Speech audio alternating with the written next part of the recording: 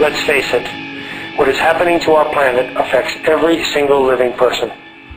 What is happening to the Earth is a direct responsibility of mankind. Therefore, climate change is a question for which each inhabitant of this planet must strive together to find an answer. At the heart of every issue, especially environmental ones, there are people and their stories. For this reason, I am going to talk about me and my relationship with the environment, to show you exactly how a childhood passion can become a lifelong profession. I know it may seem strange, but at the age of 8, I developed a passion for this animal, the monicus or monk seal.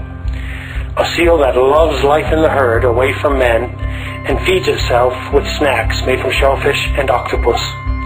At that time, its survival was at risk around the world.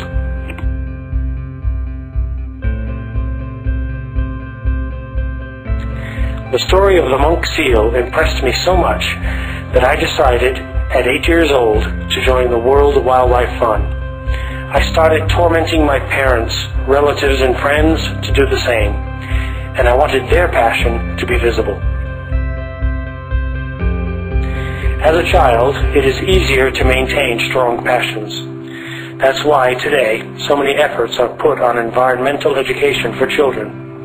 Unfortunately, as we grow up, we are taken by other interests and our attention to the environment may decrease. That happened to me during adolescence.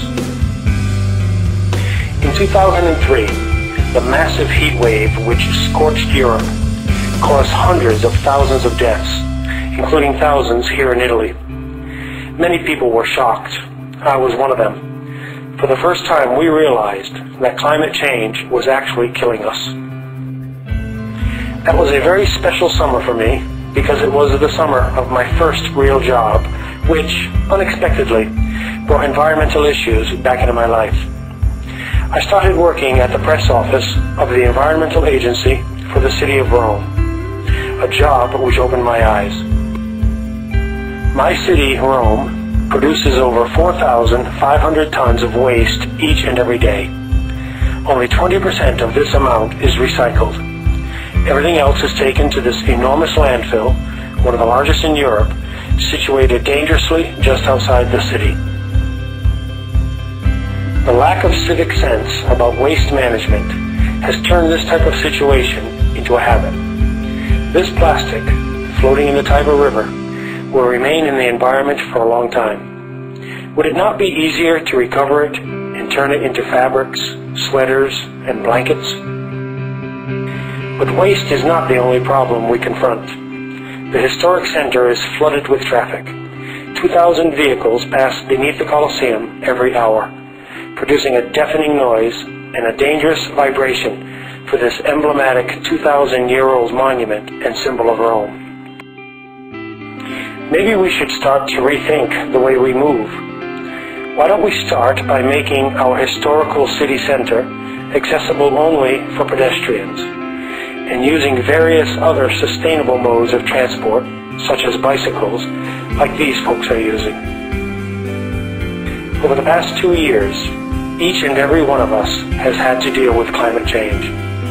Last year, after weeks of torrential rain, the Tiber River almost arose over its embankments, and as a result, all of us here in Rome experienced very dramatic moments. And this winter, climatic changes continued. The weather was not exactly usual for Rome.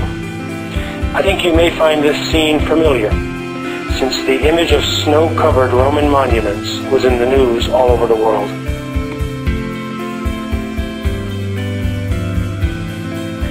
In response to these problems, I decided to focus on working for the environment full-time. Some years ago, I accepted a new challenge. In collaboration with 3 friends, we started a firm specializing in environmental communication.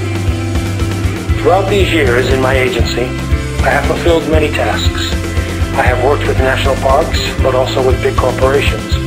I have planted trees, but also organized international conferences. Above all, I have met hundreds of people learning, breathing, living, and loving the environment. These are pictures of some of the world's most respected environmental leaders. Without the capacity and contribution of these people in communicating and inspiring others, our growing knowledge of today's environmental problems wouldn't be as strong as it is. Who will tell my generation what is truly at stake?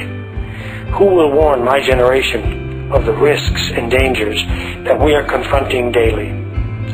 Who will make my generation understand that the need to change their behavior is no longer optional? I think each and every one of us has a personal responsibility to turn back climate change. In my case, there is also an unending desire to preserve our Earth. One day, I would like to have a picture like this with my child.